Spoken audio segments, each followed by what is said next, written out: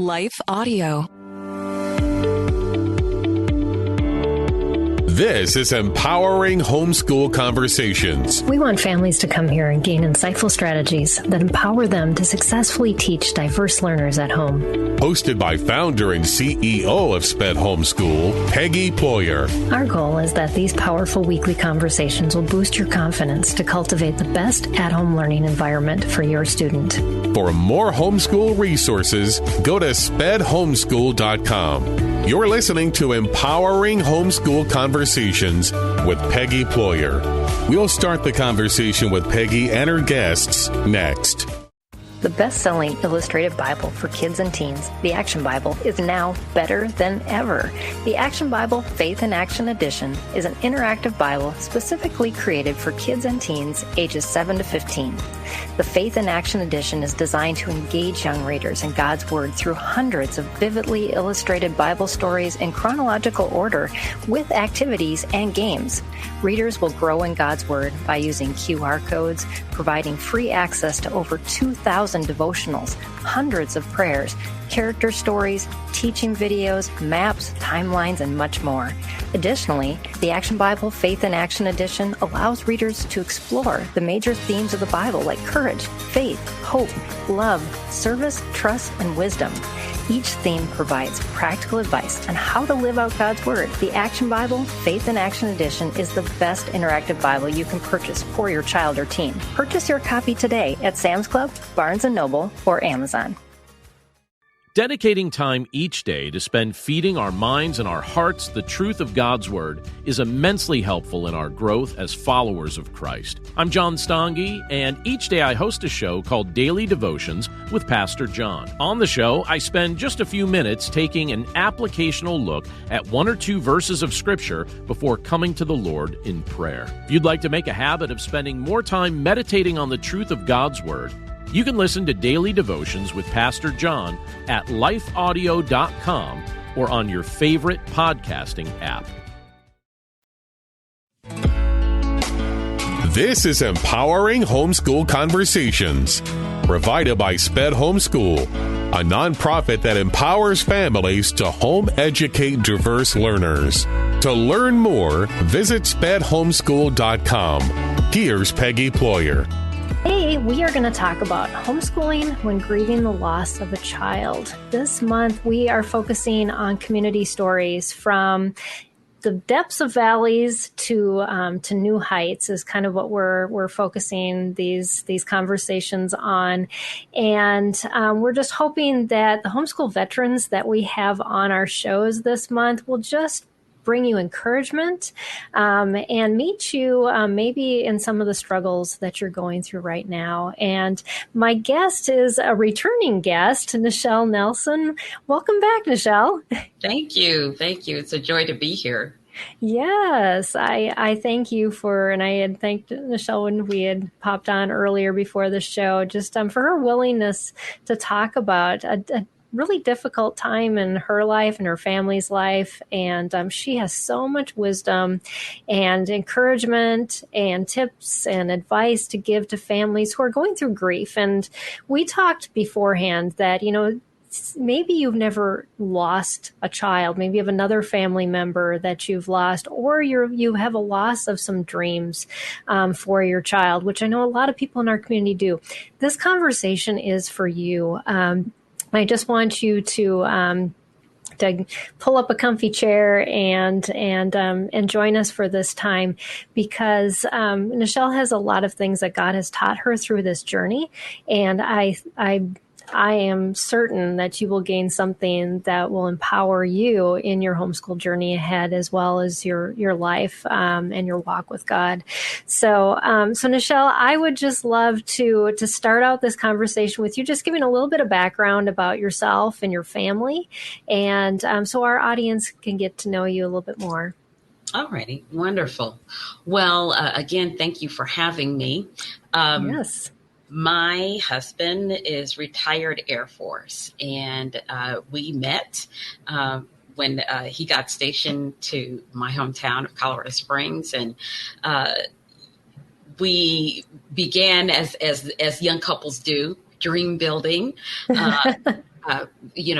creating in our minds, this future family that we were going to have. And so we immediately moved to the Azores, Portugal. And that spent our first 3 years of marriage there. And our firstborn daughter, Adrian, was born on the island of Terceira. And we did a lot of praying about what educational choices that we were going to have, about whether or not I was going to be a working mom or a stay-at-home mom, all of those choices. Well, it wasn't until we moved to Germany a few months. I think we moved to Germany when she was about 8 months old, when we met our first homeschool family. And so we were exposed to the homeschool community, and decided that was the path that we were going to go, not only for Adrian, but for future children that we were going to have. So long story short, we had 4 children in 4 countries. That's an adventure in itself. We spent 12 years living overseas. And in 1999, my husband retired from the Air Force, and we settled in just outside of Austin, Texas. Something that had happened when Adrian was 4, we had come back to the States. I think we were stationed in Germany at that time. We had come back to the States and had attended a Christian conference. And at that conference, Adrian witnessed worship dancing for the first time. And I mean, she was so determined to get out in the aisle and dance with them that she almost kicked me trying to get out. And I'm like, listen, little girl, but I had no idea that burning calling that she had. Wow. For dance. So she was exposed to it in different forms. I used to dance as a teenager. So when she was probably about 8 or 9, I would choreograph little dances for her. Well, what a blessing, and how much a part of her calling was when we came to the Austin, Texas area. We were immediately put into position for her to develop relationship with 2 wonderful mentors in worship dance. Oh, that's amazing. So by the time she was 12, she had danced with several worship dance teams. She had developed her own worship dance ministry. She was a solo. She was invited to other churches. I mean, like, our calendar was full of all of these, dates for her to dance different places. So December of 2002, the only thing that I remember that may have changed physically was that she was beginning to pick up a little weight. But, she was 12, getting ready to be 13. Right. All those hormones, you just don't kind of, seems normal. Right. So her dance teacher, mentioned something to me, we may want to start controlling our appetite, that sort of thing. Dance costumes only come in certain sizes, But other than that, nothing at all. So her birthday, she was actually born on Christmas Day. Aww. So she was turning 13, December 25th of 2002. And 2 days before her birthday, we had planned a Christian bat mitzvah. It was like our own rite of passage ceremony. She had already had a relationship with the Lord, but this was kind of her ability to dedicate her teen years to the Lord. That is so cool. I love that. And 3 other girlfriends, a set of twins, and another young lady, all, ministers' children. They were all grew up in church. At this time, Adrian was 12. Our second born was 10. Our second born daughter was 10. Our son was 4, and our youngest was 2. So December 23rd, we were waiting. My mom was coming in. My mom and stepfather were coming in. This is going to be like a big family function. So I was out hanging Christmas lights, and she came out the garage door, and she said, "Mom, I have a headache." That was the first symptom, the very first symptom. 21 days later, she was gone. Wow. From a brain tumor that we were only aware of for 72 hours. We had gone through 3 weeks of misdiagnoses, going back and forth to the pediatrician, but literally no other precipitating symptom. Over the course of that 3 weeks, her eyes began to cross. She was sleepy all the time.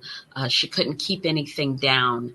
Her gait was, which was very disconcerting. As a dancer, she was always very much in control of her body. So for her to shuffle as she walked, I was talking in communication with her dance teacher, like, have you noticed anything? She said, absolutely not. What a shock. It's 3 weeks. Yeah. It's so quick and with no sign of anything, but God had prepared her heart. I believe so. So while she was hospitalized, we had only one cell phone then. And she kept asking for the phone. Now, we had been in the United States for maybe 3 years. So our community, our family, our extended family was still kind of back in Okinawa and in different parts of the country because we're a military family. So they were all over. So she was taking the phone, and she was, well, before I tell you that, when we got the diagnosis, my husband and I were kind of holding the phone between us. Our pediatrician was not with us. She was talking to us over the phone. And she told us that Adrian had a brain tumor. Of course, I immediately fell apart. Right. And Adrian said to me, Mom, I am not going anywhere. But if I do go, I'm going to be with Jesus. Oh. And that was like all of the grief she would allow me in front of her at that time. And so she was calling people, talking to people on the phone.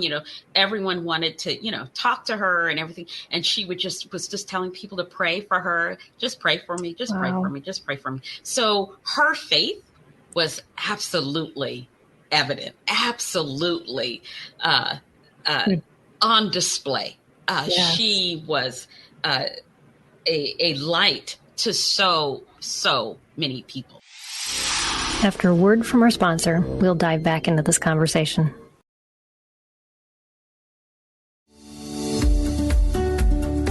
This is Empowering Homeschool Conversations, provided by SPED Homeschool. Go to spedhomeschool.com to get resources and support for teaching your unique learner at home. At the same time, because sometimes grief is compounded, I was very close to my mother's mother. My maternal grandmother, my mother was very young when she had me, and my maternal grandmother kind of filled that bond. So Adrian went into ICU on one day, and in Kansas on the very following day, my grandmother went into ICU. Oh, wow. And she went into ICU. She ended up being intubated. She was grabbing family members' hands, asking them, trying to find out how Adrian was. Wow. So in the midst of this, she's worried about Adrian. My mother is in Colorado, and she's trying to decide, do I go to Texas to be with my firstborn granddaughter, or do I go to Kansas to be with my mother? So my uncle, who is a pastor, made the decision that everyone needs to go to Texas and support Nichelle and her family. And so great aunts and uncles and all of my family, with the exception of him, who stayed in Kansas, with my grandmother. They all came here. And the morning of Adrian's funeral, we received the news that my grandmother had also passed. Wow. That's a lot of loss in a very short amount of time. A lot. Oh, just grief for you. Just thinking about how much that was to process in such a short amount of time. Yes. Because you really didn't have time to really grieve ahead of time. None. So the grieving had to happen then on afterwards. On the spot too, yes. I actually think that to a certain extent, I must have compartmentalized it because, my grandmother's funeral was 5 days after my daughter's. And I must have, and I used to always say, I would have talked to Adrian about losing Mama Dear. And I would have talked to Mama Dear about losing Adrian. Oh, wow. And so I kind of put I had to live in the house that Adrian lived in.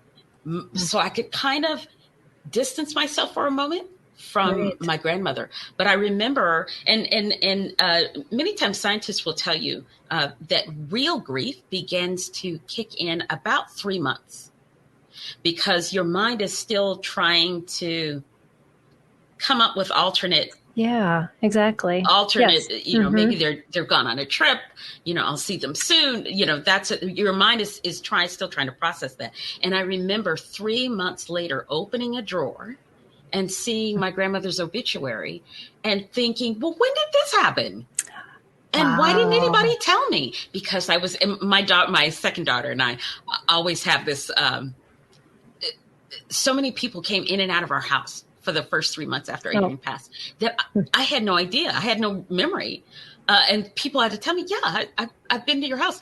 And so I started saying, was I here? Did I talk to them? The mind does a number of tricks to try to hold this grief and to try to process it. And so to have compounded grief. Right. Was definitely, I don't think that I could say that I was fully aware. Probably, I really want to say like for the first 5 years, because I was going back and forth between griefs, and we had other things, of course, that happened at that time, and life still happens. Which exactly, I think, because you had younger kids that were trying to go through the same process. And I know we talked a little bit ahead of time, you had told me it's hard to help other people process when you don't even know how to do it yourself. Exactly. And so how did you start that process just for yourself and going through what you needed to grieve? So one of the things that had happened to us when we were in Okinawa is that we had suffered a miscarriage. And our pastor had called me one day and he said, I know that this is a very difficult time, but you are stronger in your faith than many others. Would you be available to minister to other sisters in the church who have also lost a child?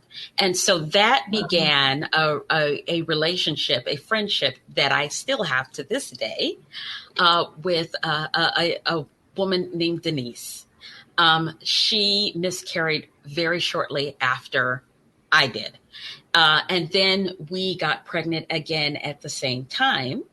And I delivered our healthy son in February of 1998. And in May of 1998, she delivered her son far too soon. And he lived about a month. Wow. And so she became somehow, I don't know if it was the military, but she became acquainted with an organization, which is a nationwide organization. And your listeners can definitely find this organization on the internet, the Compassionate Friends. Yes. And I will list that in the description too of the show so that you can just click on that link. Yes. So Denise introduced me to the Compassionate Friends, which is an organization that is specifically devoted to parents who have lost a child. We have a word in the English language for a person who has lost a spouse. We call them a widow or a widower. Right. Yes. We have a word for a child who has lost their parents, an orphan. But we have no word for a parent who has lost a child. The last thing that we ever expect to happen in life is to bury a child. We always expect that our children will bury us. I always knew that one terrible day I was going to have to live in this world without my grandmother. Right. But I never, ever expected that I was going to have to live in this world without my firstborn child, or any of my children for that matter. Right. So we found a local organization of a local chapter of the Compassionate Friends. And my husband and I attended the first meeting probably, I want to say, within, I know it was in the first 6 to 8 weeks, because we had other children, because we did not have the luxury to just stop, because everything in us wanted to just stop. Oh, absolutely. Stop the world. And we couldn't do that. And so we attended, I remember some of the first few meetings that we attended, some of the people you asked me before we started, like how many years it had been since Adrian. Yeah. It's been 20 years. We needed to speak to people who were 5 years out, 10 years out, 15 years out, because we needed to learn how, this grief this hole is never going to go away. How do we live with it? How do we continue to move forward knowing that we have this hole? And they were very helpful in learning different ways to, another thing that we had discussed earlier was my favorite definition of grief. Yes, I'd love for you to share that. Is love with nowhere to go. We spend so much time pouring into those that we love. I can remember several months after Adrian's funeral, going to the cemetery and being so angry with God, just so angry. Yeah. And saying to him, as a mom, I did every single thing you asked me to do. Right. I bathed this body. I washed her hair. I taught her. I was her homeschool mom. I taught her to read. I taught her to pray. Everything. I did everything you asked me to do. And everything that I have done is now lying in this dirt. And I felt his response was, you cared for her body, but the most important thing that you did was to teach her about me. So her body may be in this dirt, but she's with me. Yes. Oh, that's beautiful. Was so comforting, so comforting. Those were the types of things that I needed to learn along the way. I needed to learn that I wasn't alone. I needed to learn that, one day I sat and I thought, there have been bereaved parents on this earth since Adam and Eve. Yes. Because many times when we enter a difficult season, we feel we're the only ones who have ever been. Absolutely. Yes. And it's so untrue. That is such an attack of the enemy that you are all alone. Yeah. We talked about the concept of mirroring. Yes. I'd love for you to talk about that. So as humans, we, as babies, we learn to mirror facial expressions. We learn to mirror emotions. We learn to mirror these things. The Bible tells us to rejoice with those who rejoice, and to mourn and to weep with those who weep. Absolutely. That's mirroring. This is why we have public funerals. so that we can see that grief on one another's face. We have public weddings so we can see that joy, and baby showers so we can see that joy on one another's face. We need that mirroring. And so grief support groups, sometimes people, I think they get a bad rap that maybe that means that I'm weak, or maybe that means that that there's some fault in me. No, you need that mirroring. You need to know that someone is bearing the same. It may not be the same grief, and that's another thing that we've learned. Even grief within one family, the loss of a mother-daughter relationship is not the same as the loss of a father-daughter relationship. It's not the same as the loss of a sister. Those individual relationships are grieved separately because the relationships themselves are separately. And so being able to be in a support group and to hear something that might be similar, some experience that might be similar, something similar in the relationship, lets us know I can, it's difficult, but I can do it. I can bear it. And so that hope that is there, that other people can bring in just by sharing their stories, and even if they don't have answers, they're there, and they can experience the depth of what you've experienced, where most people who, really want to be compassionate and come alongside you can't. And that those types of groups that's why they're so successful, is just because you can be yourself, you can release those emotions, be real about how you feel. And I mean, God created us to feel, and it's not that it's wrong that we grieve. We have to go through that process and really kind of just take that path like your family did and you did, in order to really understand him and his, just how he wanted to use that circumstance with your family and each individual. I've never thought about it, how differently different individuals, because of a relationship, would grieve.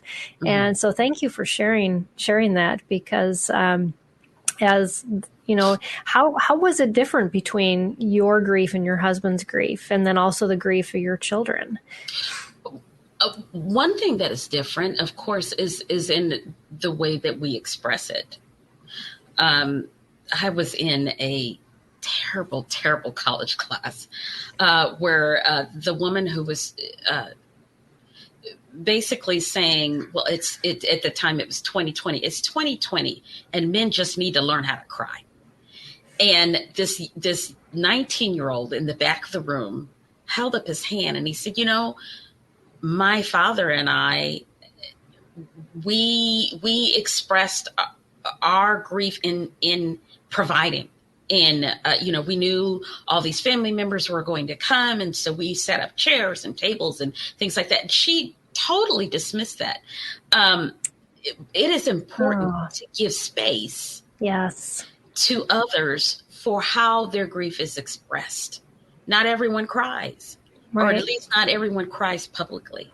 And learning how that there are different modalities of grieving, but you only learn to recognize them. Sometimes the mirroring is not good, because we think that someone in that mirroring should be doing the same thing that we are.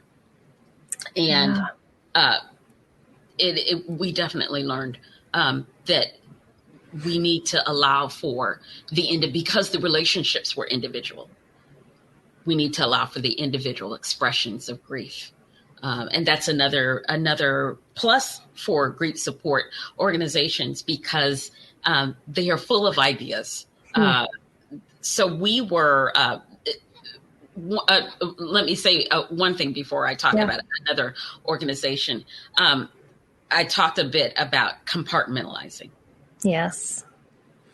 Adrian died in the middle of the school year. And I still had, I think, kindergartner, first grader, and a sixth grader. how do you continue with this curriculum that says, ask your students. I've gone because I would teach them history on the same level. I would teach them science on the same level, math. And of course, math and I think language might have been individual. Right. But now I'm only asking one person. So I immediately had to change curriculum. Yeah. I had to find a different kind of curriculum. So that went out. I also had to allow time. It was a bit before we could just get back into, not even to get back into the routine we had, but to create a new one. Absolutely. The dynamics changes when you have different age kids, and that happened abruptly to you, not something that you could really plan. Right. And just giving yourself the time to figure out what is that going to look like. And while you're going through this process of not only grieving your daughter, but your grandmother and everything else that just had changed overnight for you. Had to change our schoolroom, had to change the bedroom that our daughter, our second daughter, had never slept in, a room that her sister had not been in. Wow.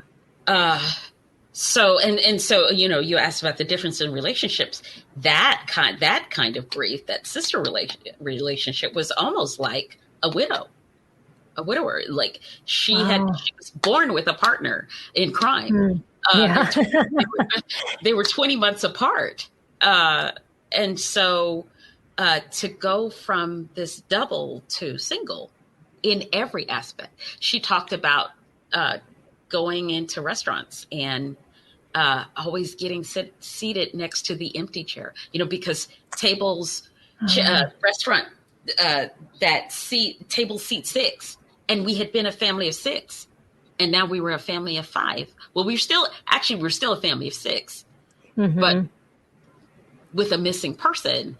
And so being conscious of going into a restaurant and making sure we actually ended up, what it ended up doing is half of our family is, 2 of us are left-handed and the rest are right-handed. So we ended up, and to this day, the lefties sit on one side of the table and the righties on the other. That way, she never had to worry about sitting next to the empty chair. Oh. So, there's so many things. So I wanted to make sure that, so my father-in-law had planned to stay, but because my grandmother passed, he went home and he came back a few months later. And I remember him sitting down and having this conversation with me, and telling me about a family that he knew, where it was actually a woman who had lost both of her parents. And she pretty much shut down. Like she could not continue to function because she had lost her. I mean, this is a grown woman. And he said, I want to make sure that you are able to still be here for these children, to still parent these children. And so because of that conversation, I began to definitely continue the process of compartmentalizing my grief, where I would save my grief for Adrian. I would save my thoughts of Adrian for the last thing before I went to sleep at night, after the house was quiet, after sometimes I would walk the house while everyone else was asleep. And that was my time with Adrian. After everyone was going to sleep, but so that in the daytime, I didn't, still thinking about the concept of mirroring. I didn't want my children to grow up seeing their mother with a frown on her face all the time. Right. I wanted them to know that joy can still happen in the midst of sorrow. And so I learned to compartmentalize that grief. That's another benefit of grief support groups, because it got to be where it was twice a month. I think then we took it down to once a month. I knew that that whatever date that grief support group was on, I knew that I would be able to go there and pour everything out. I could cry as much as I needed to. They would, in both of them, there was always something in your hand that you would hold. So a year after the Compassionate Friends, we found out about a local support group that specifically ministered to children. And my children so important. Go yes. My daughter was able to connect with another teenage girl who was also grieving. She had actually lost her father, but there was someone their age that they could mirror. Right. And so this particular support group had this very smooth little purple heart. It was named for their daughter. The founders had named it for their daughter, and everything about it was purple. And so we would pass around this purple heart. And while we had the heart in our hand, we could empty out everything, the things that we could not express on the job. And, sometimes there's such a thing as compassion fatigue.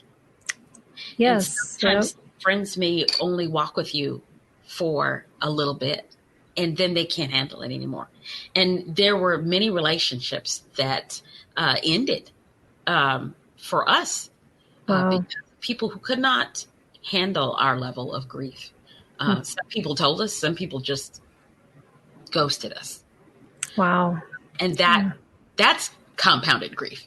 Right, exactly. Because then you're losing your community on top of losing the person that you originally, were grieving over. And but it's such a deep grief. And if you've never been in that place and understand that, it's hard to be compassionate for the amount of time that really you need that compassion. You need that community in order to surround you. And so finding that support, you keep talking about this, and I hope that people that are listening are understanding that, back to what you talked about, this is not just for people that are weak. If you're going through a hard time, that hope is really hard to hold on to if you're all alone. You can only do it for so long. And you've got to learn how to reach out and say, I need help. I need a community that's willing to show me how to walk this path. And you had said previously, understanding that people had been there for 5 years, 10 years, 15 years, and they were still, processing, but they were learning how to live and to thrive with that loss, that hole. It's so important because it's a shift in your entire lifestyle, and it wasn't where you planned to go. And you can either take that path that will lead you where your father-in-law, or was your father your father-in-law? Father-in-law. Yes, had said, this is one way you could go, and you could be like this one person that just, had all of this grief they bottled up and it continually showed on them, or you can release it in a healthy way, the way God designed you to do this. And by walking with others. We were made for community, and we have to grasp onto that. And I'm so glad that your kids had found a community as well, because it's hard as a parent. Like you said, our relationships with that person will define our grief, and kids will process that much differently. But knowing other kids that have been there and are going through that has probably gave them the ability to release a lot of things that they didn't understand they were even processing. That probably came out in behavior or shutdown, or a whole mix of all of it. Absolutely. Yes. Yeah. Definitely. Another wonderful camp that my daughter went to, they still function. That camp still functions. And after she finished graduate school, she actually served on the board of directors and was a volunteer. And so being able to give back, being able to recognize, and especially as you were saying, some of the people who had been, it had been 5-10 years or whatever, recognizing that fresh grief. When someone new comes in, sometimes it's a way to validate I was where they are Right. And I have come this far. And so it's sometimes it's not just for them, right. It's for you as well, just to Yes. see how far you've come. Mm-hmm. Yeah, when we were talking before the show started too, you were talking about milestones and yes. some of those times that grief resurfaces. And if you've never lost somebody before, you don't understand how just something can trigger that grief so quickly. So, you had said that there was just some milestones recently that college graduations, high school graduations, things that that we will never get to do for Adrian. Right. I don't have no weddings yet, no grandchildren yet, but all of those life events, new jobs, everything new comes with that underlying sadness of, I wish I could share. Now, we did, when Adrian was in the hospital, we did start a Caring Bridge page. Many people would be familiar with Caring Bridge, particularly if you have someone with a long-term illness and you're trying to keep everybody posted without having to tell the story over and over again. Right, yes. So for a time, I can look back in the guest book that at certain points, our children posted there as they grew. Dear Adrian, this happened. Dear Adrian, this happened.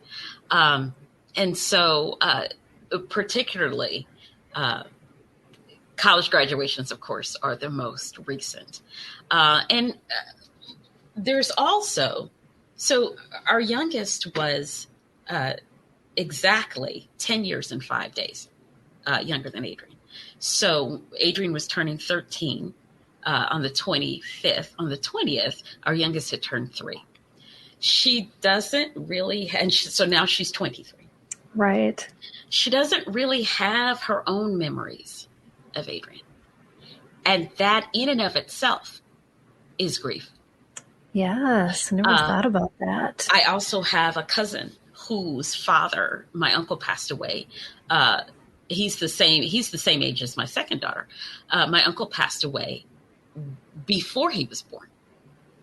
So Father's Day, seeing his posts around my uncle's birthday, and he looks exactly like him.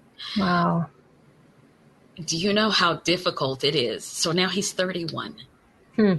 32, turned 32, to have been told for 32 years that you look exactly like someone that you never had the opportunity to meet.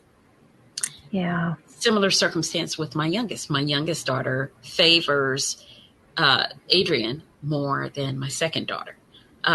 When she was a little girl, Adrian's friends would see her and, it was kind of scary. Wow. Those are uncomfortable moments. But what I've learned about my cousin's grief and about my youngest daughter's grief is grieving what you didn't have. Yes. We talked earlier about, I have a very close friend whose son was born with very debilitating health issues. And so she had to grieve the loss of the child that she thought she was going to have. Miscarriages, same thing. Grieving the loss of what you thought you were going to have, in order to embrace what you were given and the blessing of what you were given.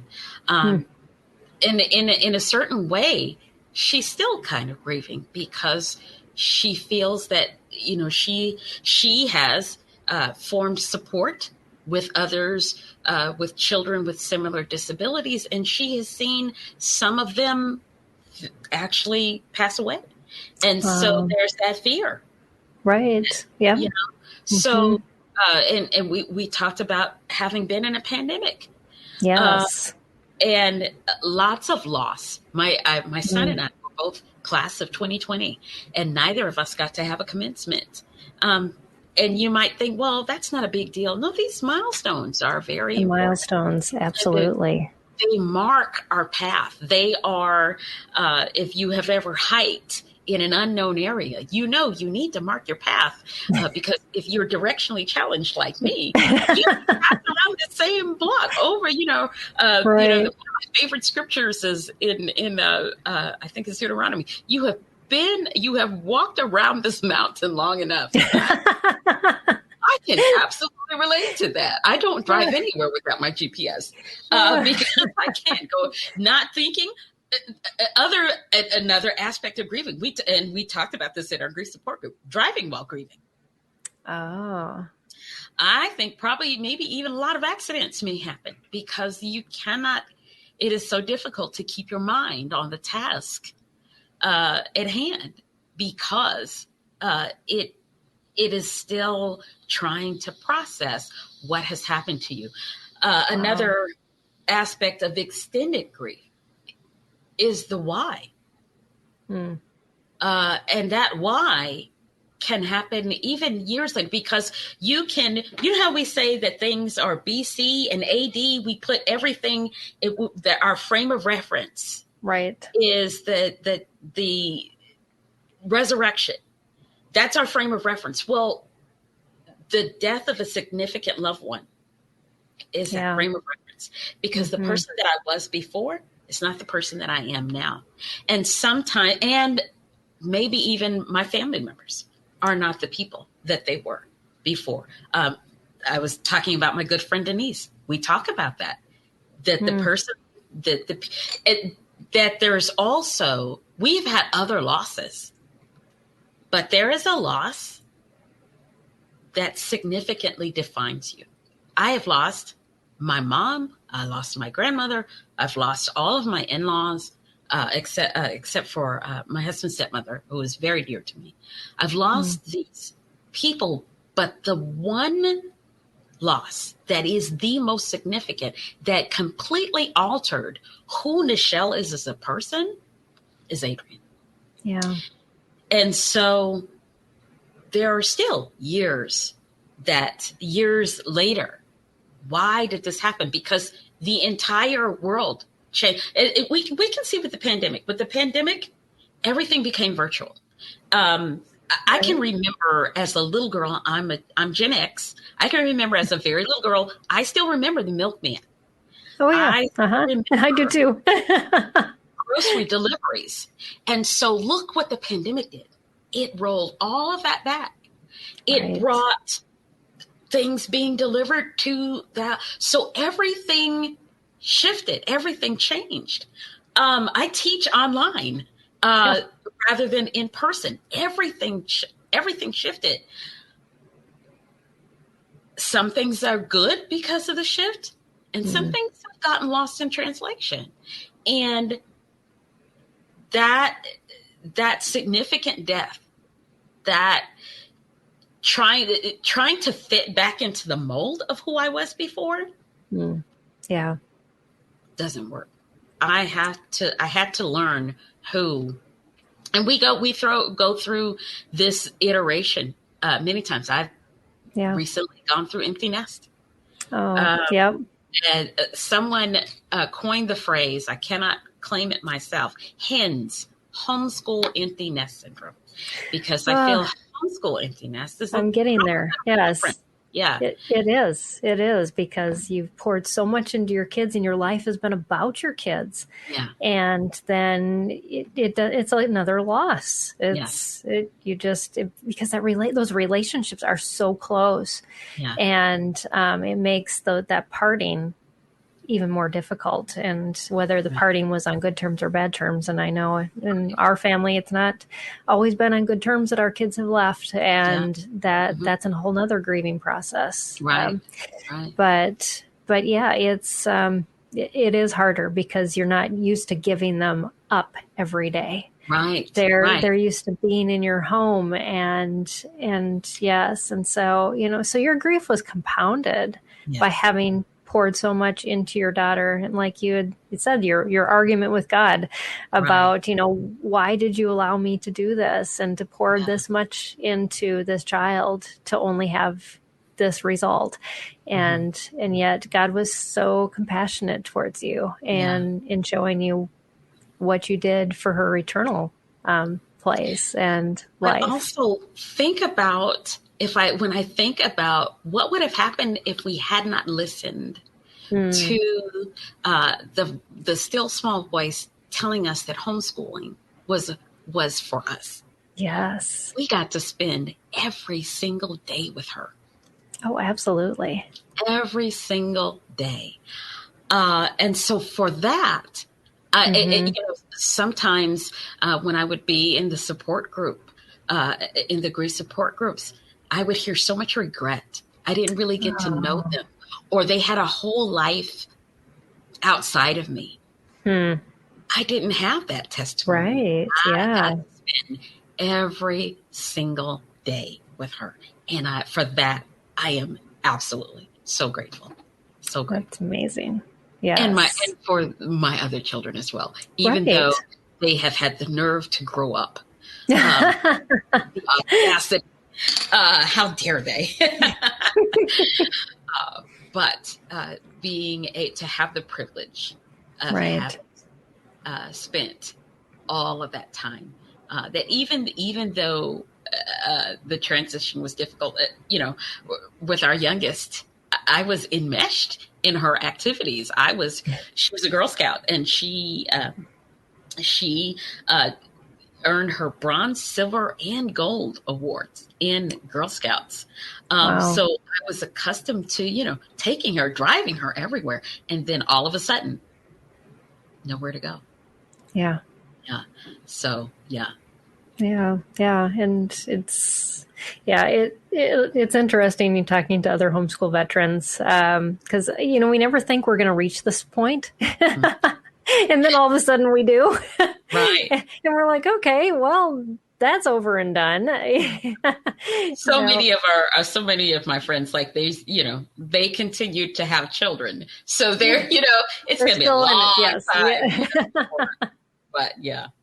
Oh, absolutely. But it changes us. And I think that's the biggest thing that through our stories that we're sharing this month, that new homeschool moms don't realize. We see, like when we were first starting, we saw those people way ahead of us. And then we didn't have a whole lot of examples because homeschooling was illegal before we started. Well, remember, or maybe when we were starting. Yes, exactly. So, yeah. But you saw those people and you're like, wow, that I could never be like that person. And now here you are. And the trials and the ups and downs, the experiences that God has given you has made your story and you into who God knew that he was molding and shaping, yourself as well as your family. And those are the stories that are most impactful because we've leaned into him and we've trusted him and his will, not the hopes and dreams we had to, graduate our child at 13 and send them to college, which, would have been nice, but it's not everybody's story. 10 children, and they were like the model, and like everybody had master's degrees at 15. And like, why can't you be like that? Oh, yeah. Well, thank you so much, Nichelle, for sharing your story and just being so real with us about the process that you and your family went through as you just grieved your daughter's loss, but just continued through homeschooling, through life, and have triumphed over that, the ways that God has shown you how to, and being able to support others too. And I think that's, really what our stories are about. It's just, we give hope to others. Like you have talked many times throughout this hour, is just, we make it through a day, we make it through a week, we make it through a year. We learn how to process, and then we mirror.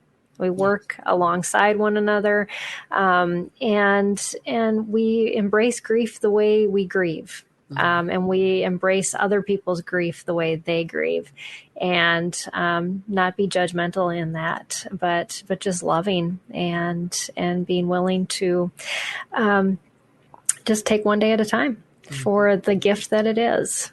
And so thank you so much.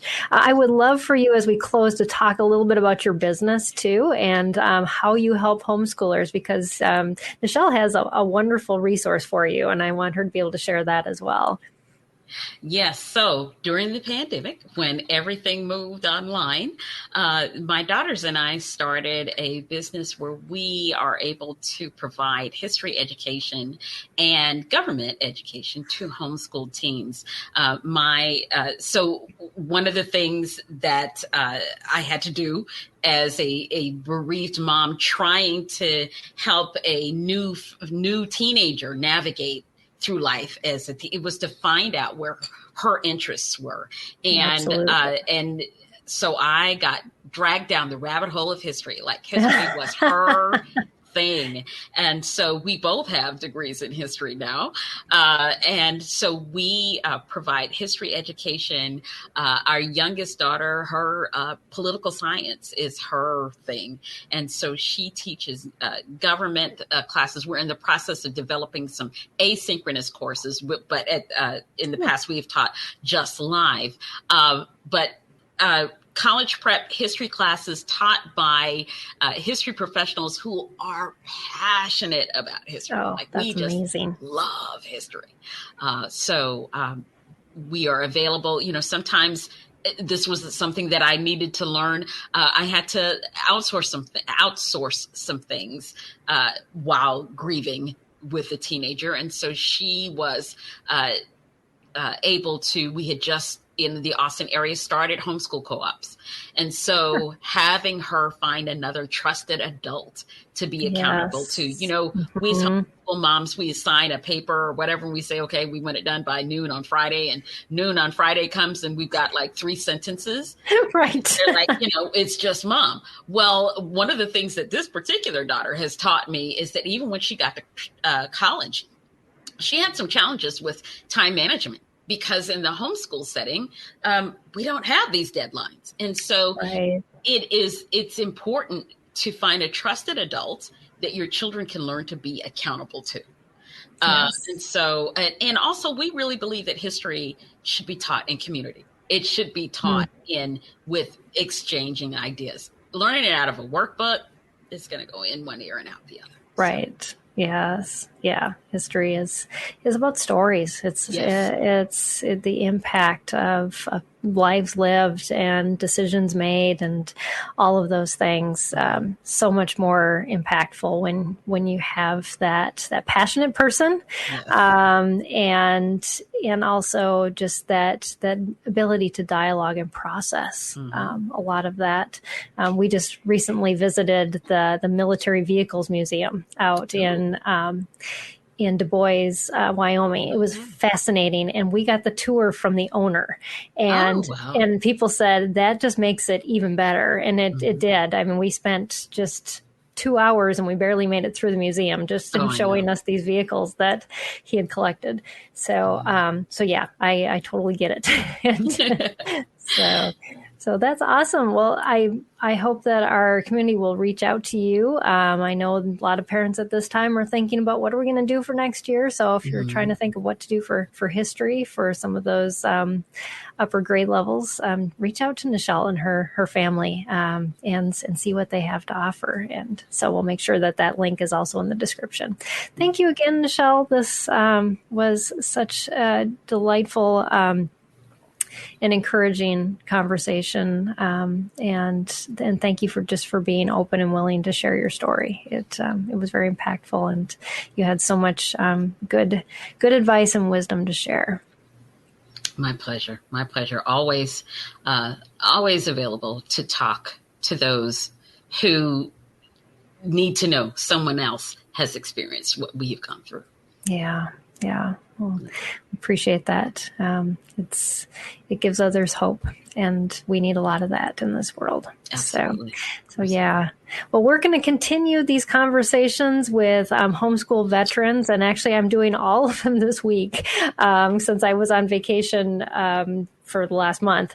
But Karina Moss is going to be with us on Thursday night, and she's going to talk to us about being a homeschool overcomer and her journey from fear to freedom, and how she moved past all the fears she had to homeschool with a newfound freedom that she wants to share with you. So that'll be Thursday night, and I hope you can join us then. Make sure also to check out Nichelle's website at warpandwefthistory.com. And then the one resource that she shared with us was compassionatefriends.org if you're looking for grief support as a family. And that you said that was a national organization, Yes, correct? it is. Mm-hmm. Yes. Awesome. Well, I just want to thank you all for joining us for this broadcast of Empowering Homeschool Conversations. God bless everyone. And thanks again, Nichelle. And we'll see you all next time. Okay. Bye. Bye-bye. I want to take just a second to thank the team at Life Audio for their partnership with us on this podcast. If you go to lifeaudio.com, you'll find dozens of other faith-centered podcasts in their network. They've got shows about prayer, Bible study, parenting, and more. This has been Empowering Homeschool Conversations with Peggy Ployer. Looking for ways to stay positive? Brighten your day with the Free Story Behind podcast. Hear weekly short stories that showcase true joy, love, and hope. Listen now at lifeaudio.com or by searching for Story Behind wherever you get your podcasts.